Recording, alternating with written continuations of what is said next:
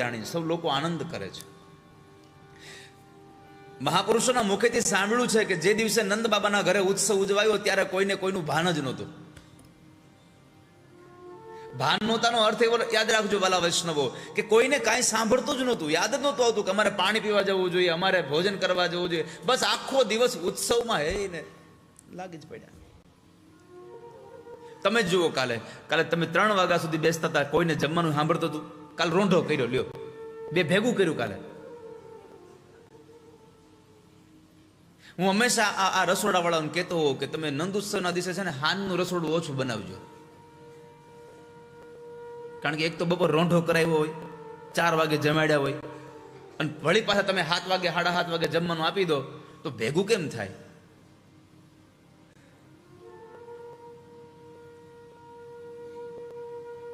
અને કોણ જાણે, ગમે તેટલી મહેનત કરું હું તો નંદ ઉત્સવમાં 6 કલાકથી નીચે કોઈ દી સત્ર જ નથી થતું, ગમે તેમ કરું.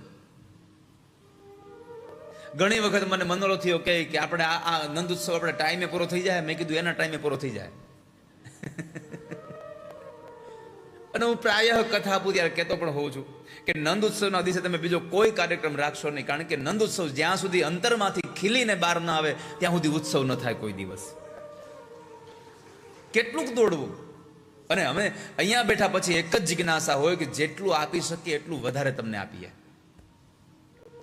કાંઈ હું 4 કલાકના બદલે 6 કલાક કથા કરું તો એનું કાંઈ એક્સ્ટ્રા કાંઈ મારું પેમેન્ટ ન લાગે, કે 2 કલાક વધારે કથા ગાય છે તો એનો ચેક અલગ થાય.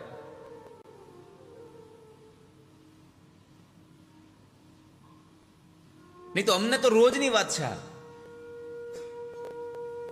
છતાં પણ નંદ ઉત્સવના દિવસે સમયનું પણ ભાન ભૂલાઈ જાય. અને જ્યાં સુધી બધું જ ભાન ભૂલાય નહીં ત્યાં સુધી પરમાત્મા તમે ઓળખી ન શકો કોઈ દિવસ.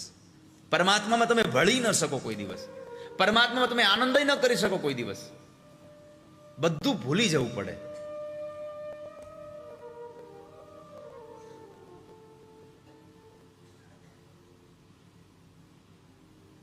તો એ નંદ બાબાના આંગણે ઠાકોરજી પધાર્યા, ઠાકોરજી પ્રગટ થયા. હરિવ્યાપક સર્વત્ર સમાના, સબ ઘટ મેરો સાઈયા, ખાલી ઘટ નહીં કોઈ, બલિહારી ઉસ ઘટ કી, જા ઘટ પર ઘટ હોય. પરમાત્મા બધાના જ અંતરમાં બિરાજમાન છે. મારા ઘટમાં બિરાજતા શ્રીનાથજી. બધા જ બોલો છો. અરે બધા બોલવા કરતા કૃષ્ણ પોતે સિક્કો મારે છે. સર્વસ્ય ચાહમ હૃદય સન્નિવિષ્ટ. હે અર્જુન, હું બધાના હૃદયમાં રહેવા વાળો છું. અને એટલા માટે આપણે કહીએ છીએ કે ભાઈ ક્યારેક ક્યારેક હૃદયને પૂછીને કામ કરો. કારણ કે એમાં ભગવાન બેઠો છે. તમે તમારા દિલ ઉપર હાથ મૂકીને કહો, આપણે નથી કહેતા, તમે તમારા હૃદય ઉપર હાથ મૂકીને કહો તો આનું આમ હોય. શું કામે? ખબર છે કે અહીંયા ભગવાન છે. બુદ્ધિ કે એમ બધું ન કરવું. ક્યારેક ક્યારેક આત્મા અહીંથી હૃદયમાંથી અવાજ આવે એવું પણ કરવું.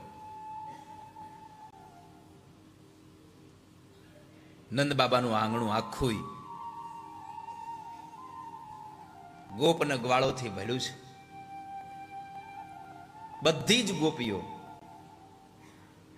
શિંગાર કરીને નંદ બાબાના આંગણે આવે છે.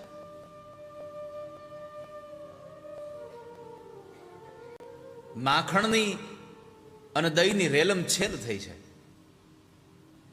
આ તો હવે આ બધું નંદ ઉત્સવમાં બંધ થઈ ગયું. નહીં તો તમને બધાને યાદ હશે ભવાનભાઈ કે પહેલાના સમયમાં નંદ ઉત્સવ થાય એટલે માટલીમાં ઓલું હળદર વાળું દહીં જ ભર્યું હોય. આ તો હવે આપણે બંધ કર્યું.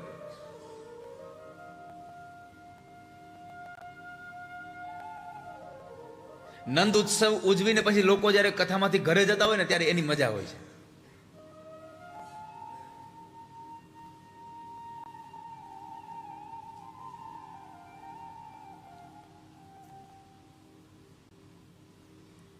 તો નંદ બાબાને ત્યાં સૌ લોકો ઉત્સવ કરી રહ્યા છે. અને ઉત્સવમાં કેવલ યુવાનો નહોતા, ઉત્સવમાં વડીલો પણ હતા. જે લાકડીનો ટેકો આમ લઈને હાલવાનું હતું એ લાકડી આમ ચાલુ રાખી હતી. અમુક અમુક અવસ્થા એવી હોય છે કે જ્યારે તમને બધું ભૂલાઈ જાય,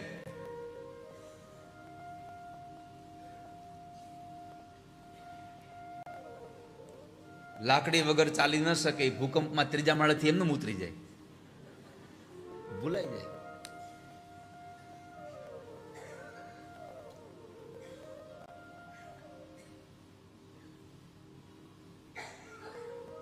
જ્યારે જ્યારે ધર્મ હાનિ પામતો હોય છે, ધર્મને હાનિ પહોંચાડતા હોય છે કોઈ, ત્યારે ત્યારે પરમાત્મા પ્રગટ થઈ રહ્યા છે. કોમ શું કામ પ્રગટ થાય છે?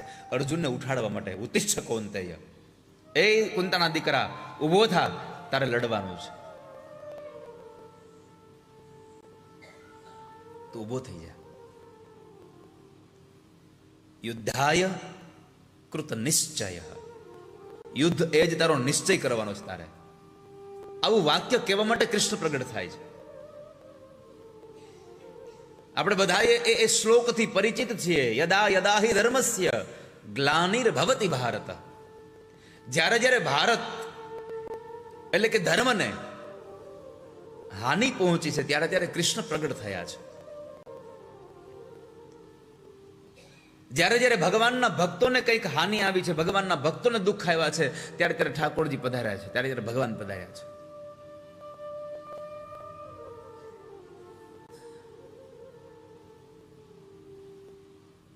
તો આજ નંદ બાબાના આંગણે ભગવાન પધાર્યા, અને એ પરમાત્મા જ્યારે પધાર્યા ત્યારે આનંદ અને ઉત્સવથી જ્યારે લોકો ઉલ્લાસથી નાચતા હતા, કૂદતા હતા. કોઈ ઢોલ વગાડે, કોઈ મૃદંગ વગાડે, કોઈ હાથમાં કરતાલો લઈને નાચી રહ્યું છે, કોઈ પગમાં ઘૂઘરાઓ બાંધીને નાચી રહ્યું છે. જેની જેવી મસ્તી.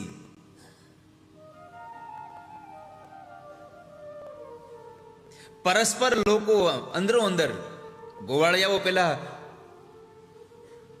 દહીં અને માખણ ઉડાવી રહ્યા છે.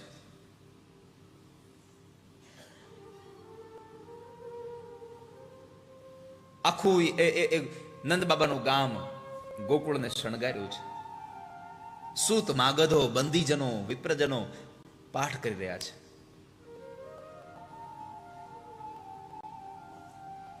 સૌમંગલ્ય ગિરો વિપ્રાહ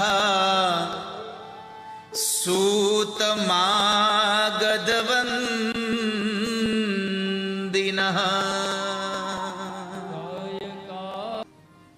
ભગવાનને વધાવવા માટે ગોપીઓ હાથમાં ચોખાઓ લઈને આવે, કોઈ ફૂલ લઈને આવે. હરખે વધાવિયા રે ભરીને મોતીડાનો થાળ. હરખે વધાવિયા રે ભરીને મોતીડાનો થાળ.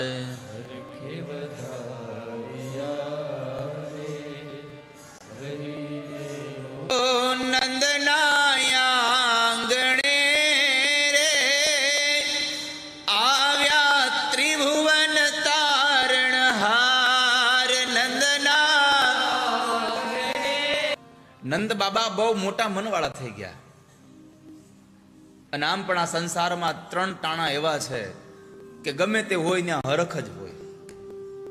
રણજીતા, કંકણ બંધના અને પુત્ર વધાયું થાય. આ 3 ટાણા હરખના પછી કોણ રંક અને કોણ રાય. ગરીબના ઝૂંપડામાં દીકરાનો જન્મ થાય તો ભલે, અને મહેલમાં જન્મ થાય તો ભલે. જેટલો આનંદ મહેલ વાળાને હોય એટલો જ આનંદ ઝૂંપડા વાળાને હોય.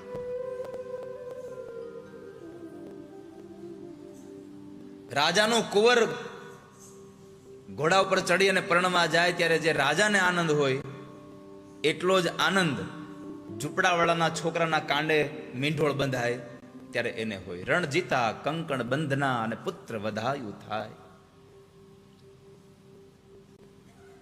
પણ આનંદની વાત એ છે કે નંદ બાબાના ઘરે ભગવાનનું પ્રાગટ્ય થયું. અને નંદ બાબાને જેટલો આનંદ હોવો જોઈએ એના કરતા સવિશેષ આનંદ એ ગોકુળના બ્રાહ્મણોને હતો. તમને થશે કે નંદ બાબાની ઘરે દીકરો થયો, એમાં ગોકુળના બ્રાહ્મણોને આનંદ શું કામ થયો? એક બ્રાહ્મણ હતા, એના ઘરે સંતાન નહોતું, એટલે એના પત્ની કહેતા તમે જાઓ ને યમુના કિનારે જઈને ગોપાલ સંતાનના પાઠ કરો ને, સંતાન ગોપાલના પાઠ કરો તમે ત્યાં જઈને, ભગવાનને પ્રાર્થના કરો સંતાન થાય. બ્રાહ્મણ જતા હતા યમુના કિનારે બેસે, સંતાન ગોપાલના પાઠ કરે, અને એ સંતાન ગોપાલના પાઠ કરતા પછી જ્યારે નંદ બાબાના ઘરે ના સમાચાર મળ્યા કે નંદ બાબાના ઘરે દીકરો થયો, તો બ્રાહ્મણ બહુ આનંદિત થઈને પોતાના પત્નીને કહેવા લાગ્યા, સાંભળ્યું સાંભળ્યું, મેં સંતાન ગોપાલના પાઠ કર્યા એનું ફળ મળ્યું. શું? અરે આપણા નંદ બાબાની ઘરે દીકરો થયો. પત્નીને ત્યારે ખબર પડી કે મારો ઘરવાળો સંતાન પ્રાપ્તિ માટે સંતાન ગોપાલના પાઠ કરવા જતો હતો, પણ અમારા માટે નહીં, નંદ બાબાના ઘર માટે જતો હતો. એટલે બ્રાહ્મણોને આનંદ થયો કે અમે જે સંતાન ગોપાલના પાઠ કર્યા એનું ફળ પ્રાપ્ત થયું છે.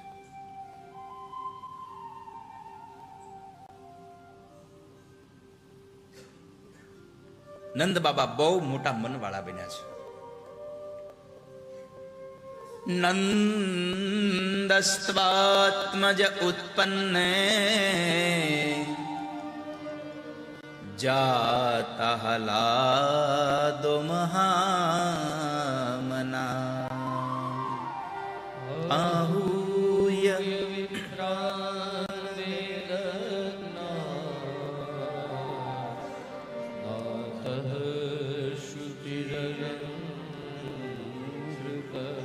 નંદસ્વાત્મજ ઉત્પન્ને. આત્મજનો અર્થ છે પુત્ર. તો હવે હું સુખદેવજી મહારાજ ખોટું બોલ્યા કે નંદ બાબાની ઘરે દીકરો થયો? દીકરો તો વસુદેવની ઘરે થયો હતો. તો શું કામ એને અહીંયા પિતા તરીકે સંબોધન કર્યું? શું કામ એને પુત્ર તરીકે? નંદસ્વાત્મજ ઉત્પન્ને. નંદ બાબાના ઘરે આત્મજ થયો, દીકરો થયો. એક જન્મ પિતા હોય છે, એક વિદ્યા પિતા હોય છે, એક જીવનદાતા પિતા હોય છે, એક પાલક પિતા હોય છે. એમાં નંદ બાબા ભગવાન કૃષ્ણના પાલક પિતા છે. એટલે નંદસ્વાત્મજ ઉત્પન્ને જાતા લાદો મહામના. નંદ બાબાના ઘરે અતિશય આનંદ થયો. નંદ બાબાએ બ્રાહ્મણોને બોલાવી સુત માગોદરને બોલાવી, બંદીજનોને બોલાવી, સ્તુતિ પાઠ કરાવ્યા.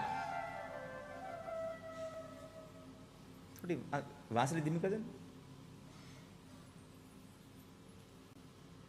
ખૂબ સ્તુતિ પાઠ કરાવ્યા. બ્રાહ્મણોને દાન એટલું આપ્યું છે.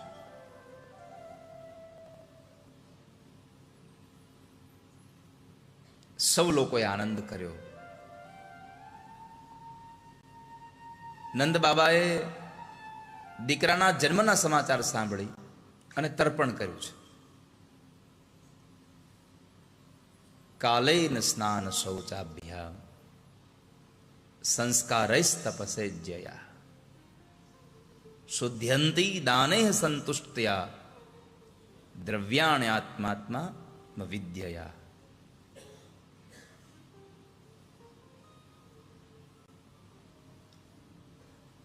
તો નંદ બાબાએ પિતૃનું તર્પણ પણ કર્યું. આખું વ્રજ શણગાર્યું છે. મહોત્સવ ઉજવાયો. ઉત્સવ અને મહોત્સવમાં તફાવત કેટલો? મહોત્સવ હોય ત્યાં 5 વસ્તુઓનો સમન્વય હોય. જે જગ્યાએ એક સાથે 5 વસ્તુ હોય એટલે સમજવું આ મહોત્સવ ઉજવાઈ રહ્યો છે. અહીંયા પેલું, જે પણ કઈ કાર્યક્રમ ઉજવાઈ રહ્યો હોય એમાં ભોજન હોય, ખાન પાન ગાન તાન અને દાન, આ 5 વસ્તુ એક સાથે જ્યાં હોય એ મહોત્સવ છે. જમવાનું હોય, ઘણા લોકો જમે નહીં તો કંઈક થોડું ઘણું કંઈક પીવાનું હોય સાત્વિક, એને પાન કહ્યું. બધા લોકો જ્યારે બેઠા હોય ત્યારે ધીમું ધીમું કોઈ સંગીત ગવાતું હોય એ ગાન થયું. ક્યારેક ક્યારેક કોઈક લોકો એ સંગીતમાં નાચતા હોય તો એ તાન થયું. અને આ બધા જ કર્મના અંતે આવેલા બ્રાહ્મણોને, આવેલા કોઈ મહાપુરુષોને, સંતોને દાન અને દક્ષિણા દેવાતી હોય તો સમજવું આ 5 વસ્તુ એક જગ્યાએ છે. એટલે અહીંયા ઉત્સવ નહીં મહોત્સવ ઉજવાઈ રહ્યો છે.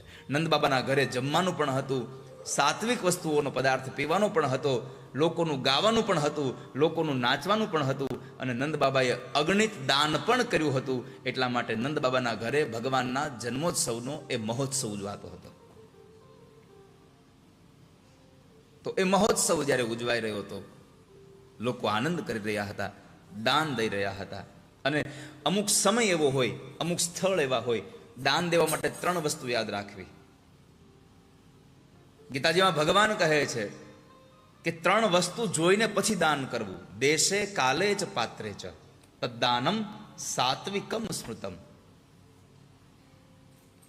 ભગવાન કહે છે કે દાન દેવા માટે 3 વસ્તુ આવશ્યક છે.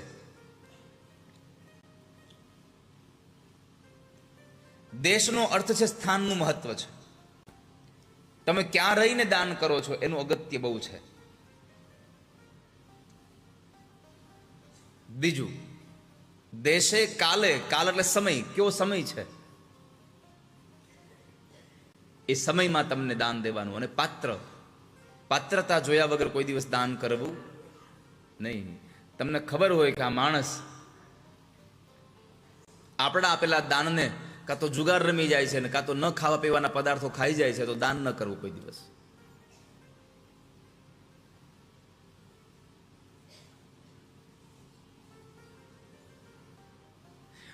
અમે હમણાં બાકે બિહારીને દર્શને ગયા આપણે સ્વામીજી, ત્યારે આપણે પેલા ગ્રંથો લઈને નીકળ્યા, તો કે યાચક આવ્યા. એટલે સ્વામીજીએ જરા પૈસા આપ્યા. અને પૈસા આપવાનું કામ મારી આજુબાજુ વાળા હોય એને જ હોય. હું તો ખીચામાં કોઈ દી કઈ રાખતો નથી, એટલે કોઈ દી ખીચું કપાવવાની ઉપાધિ જ નહીં. ગમે એટલી ભીડમાં જાવ તો આપણે શું લેવા દેવા, ખીચું ન કપાય કોઈ દી. તો આનંદ સ્વામીએ પૈસા આપ્યા. એટલે મેં એને પૂછ્યું, મેં કીધું આનું શું કરશો? એનામાં સત્યતા બહુ હતી. મને કહેવાનું પૈસા ને કારણે ભાંગ શબ્દ વાપર્યો હતો. ત્યારે મને થયું કે આ દાન આપણું ખોટું વ્યર્થ ગયું છે. દેશે કાલે ચ પાત્રે ચ તદ્દાનમ સાત્વિકમ સ્મૃતમ. તમારા પૈસા આપવાથી માણસ, તમારા કરેલા દાનના પૈસાથી માણસ ખોટા માર્ગે જાય તો એના ભાગીદાર તમે પણ બનતા જાઓ છો. તમારા દાનથી કોઈ માણસ સત્ય રસ્તે જાય તો એ પુણ્યના ભાગીદાર તમે બનતા જાઓ છો. આપણને એમ થાય અમે તો દાન કર્યું, એ પછી જે કરે. ભગવાને કહ્યું છે કે પાત્રતા જોયા વગર કોઈ દાન કરવું નહીં. તો તમારા બધા માટે પણ આ વાત, સમય પણ યોજિત ચાલે છે અને જગ્યા પણ વૃંદાવન જેવું ધામ છે. પણ દાન જ્યારે દો ત્યારે પાત્રતા જરા તપાસજો કે આપણું દાન ખોટી જગ્યાએ ન વયું જાય. બની શકે તો કદાચ રોકડા ન આપો તો કંઈક જમવાનું લઈને જ આપી દેવું, જેથી કરીને ઉપાધિ નહીં.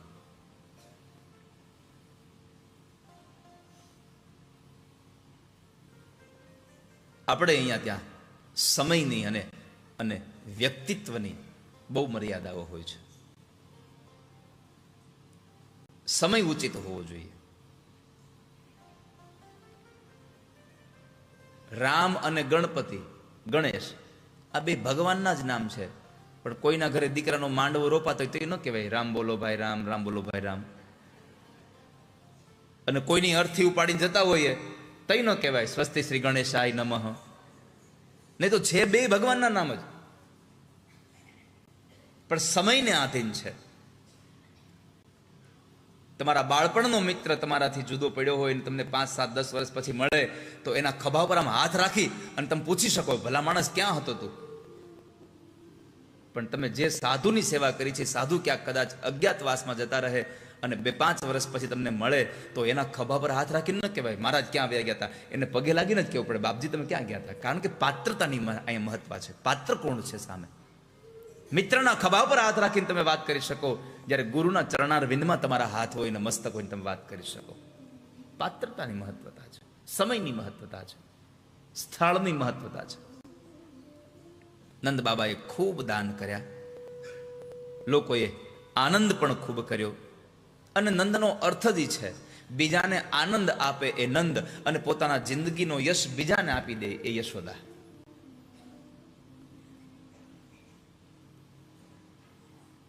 બીજું, દેય ઈ દેવ, રાખે ઈ રાક્ષસ.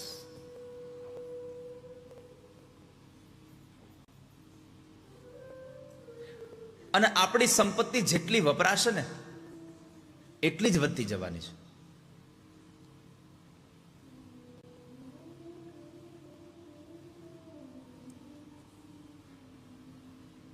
માં દેવકીએ ભગવાનને જન્મ આપ્યો, માં યશોદાએ એનું પાલન પોષણ કર્યું અને એ ગોપીઓ એનો પ્રેમ પોતાના હૃદયમાં छिપાવી ગઈ. ગોપી શબ્દ આપણી કાને પડે એટલે આપણામાં એક જ ભાવ જાગે, સ્ત્રી એટલે ગોપી. ના, ગોપીની સરળ વ્યાખ્યા તમને કહી દઉં કે જે પણ જીવાત્મા કનૈયા પ્રત્યેનો પ્રેમ પોતાના હૃદયમાં છુપાવી રાખે એ આ સંસારની ગોપી છે. કૃષ્ણના પ્રેમને छिપાવી રાખે પોતાનામાં. અને પ્રેમ હંમેશા छिપાવવા જેવો છે, પ્રેમને જાહેર કર્યા જેવો નથી આ દુનિયામાં. એક પ્રેમ, એક તમારી સંપત્તિ અને તમારી ઉંમર, આ બંને ત્યાં સુધી છુપાવીને રાખવી. જો કે પુરુષોને તો હજી કાંઈ, અમારે તો એ કઈ ઉંમર છુપાવવાની કઈ અવસ્થા આવતી જ નથી. એ બધું આ બાજુ હોપ્યું છે.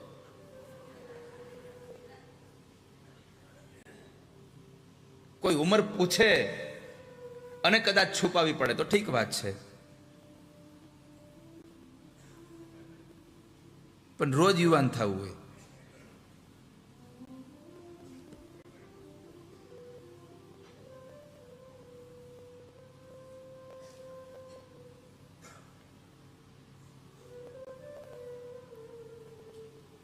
તો પ્રેમને છુપાવી રાખે એ ગોપી છે.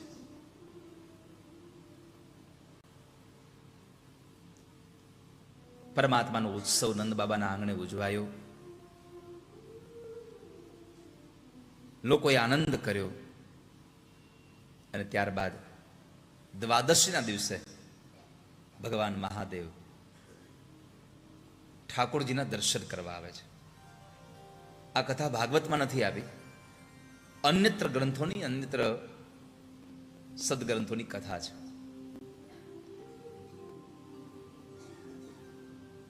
જેમ રામજીના દર્શન કરવા ભગવાન મહાદેવ ગયા હતા, એમ કૃષ્ણના દર્શન કરવા પણ ભગવાન ઠાકોરજી આવ્યા છે.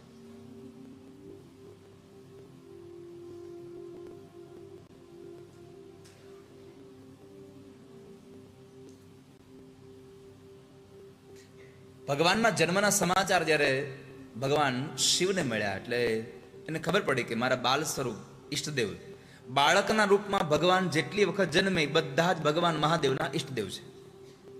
આવું ભગવાન પોતે સ્વીકારે છે.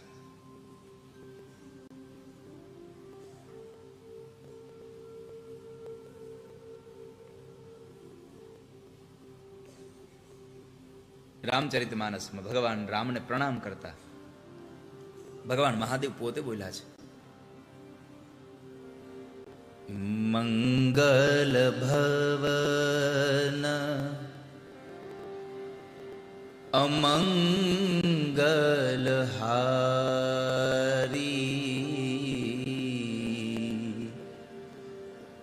દ્રવઉ સોદસ રથ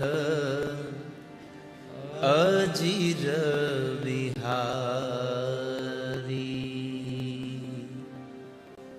મંગલ રામ હિ ત્રિપુરારી હર્ષિ સુધાસમ ગીરા ઉચારી. ભગવાન રામને પ્રણામ કરીને માં જગદંબાની સામે હરખથી રામકથાને ગાય છે. હર્ષિ સુધાસમ ગીરા ઉચારી.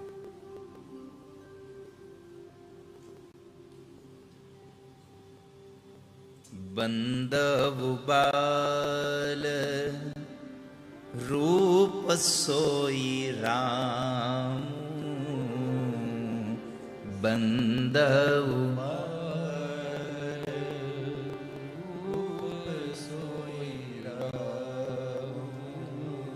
બંદવુ બાલ રૂપ સોઈ રામ जपत जीसु नाम। परमात्मा राम ने पण प्रणाम करो भगवान महादेव गया था, अहिया भगवान शिव ठाकुरजी ना दर्शन माटे आव्या छे।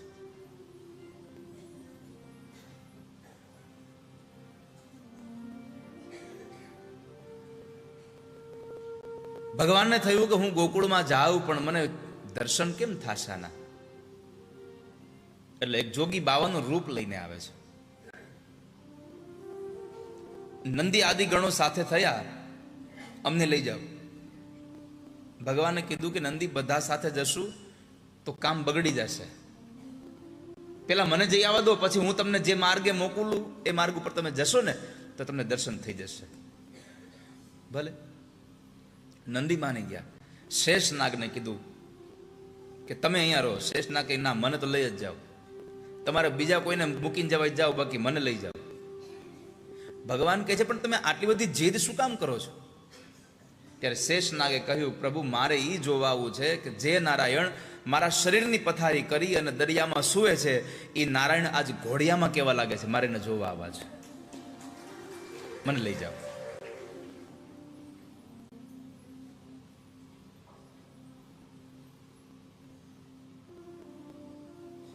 ભગવાન જાય છે।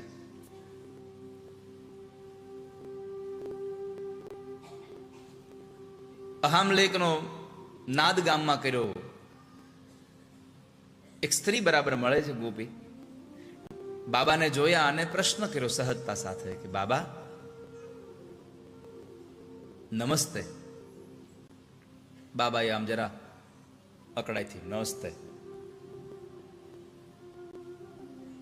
હવે આને તો આવો મુહાવરો કોઈ દી હતો જ નહીં।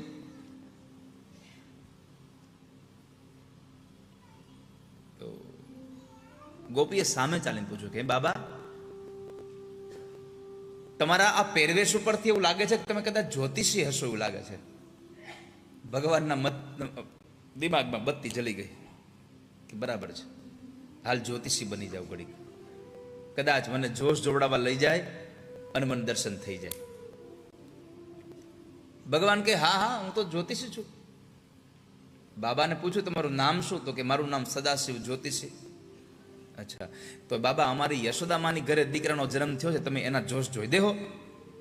ગોપીએ યશોદાને પૂછ્યા વગર કરી દીધું। બોલો, આ ઘટના આપણને એક સંદેશો આપે છે કે ગોપી અને એ યશોદાના પરિવાર વચ્ચે કેટલી આત્મીયતા હશે અને સાથે ગોપીને કેટલો ભરોસો હશે, કદાચ હું આ એના માટે લઈને જઈશ તો યશોદા ઇનકાર નહીં કરે, એનો તિરસ્કાર નહીં કરે।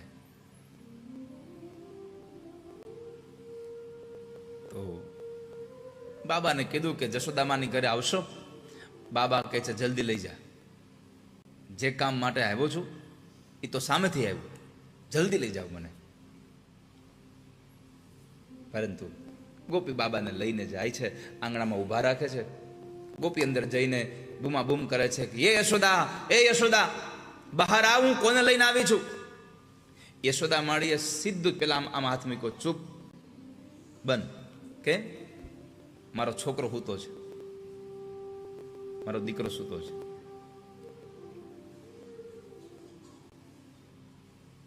જાગી જશે તો કામ નહીં કરવા દે। આટલી બધી બૂમાબૂમ કેમ કરે છે? અરે માં, હું એક જ્યોતિષી બાબાને લઈને આવી છું, ચાલો આપણે આ તમારા છોકરાના જોશ જોડાવી લઈએ। તો માએ વળી બધું ઘરનું કામ પડતું મૂક્યું અને બાબા પાસે જોશ જોડાવા જાય છે।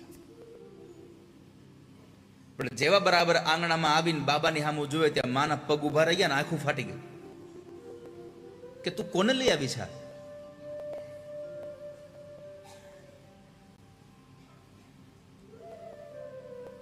આનું રૂપ તો જો, મારે જોશ નથી જોવડાવવા, મારો છોકરો બી જાય ને જોઈને, આને નજર લાગી ગઈ હોય તો મારા છોકરાને ક્યાં જવું મારે?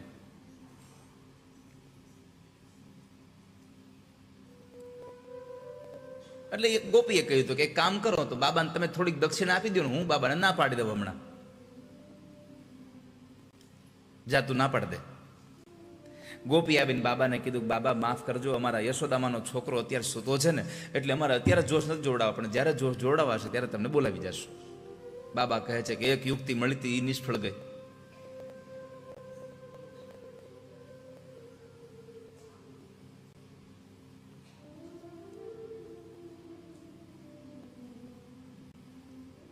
માં યશોદાએ સોનનો થાળ ભરી અને બાબાને આપે છે.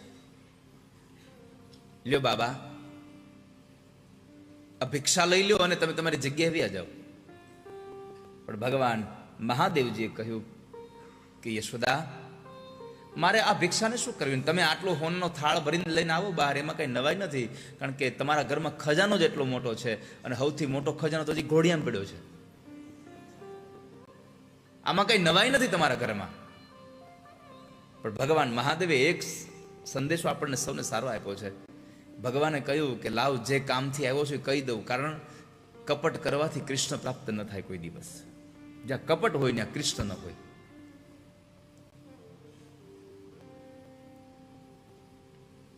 ભગવાન બતાવે છે કે જે છે એ જ રહેવું, અને જે રહ્યો છો એ જ હોવું.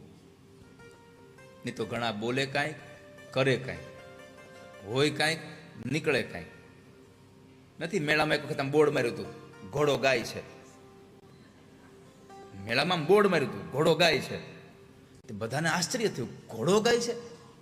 તે બધાએ ટિકિટ આપીને આમ તમે જુઓ તો આખા મેળામાં સૌથી વધારે ભીડ ત્યાં. લોકોને થયું ઘોડો ગાય છે આવું. અને એ એના વ્યવસ્થાપકે એની એવી વ્યવસ્થા કરેલી કે અહીંથી પ્રવેશ કરાવે, અંદર લઈ જાય આમાં આટીઘૂટીમાં, અને પછી બતાવે આ ઘોડો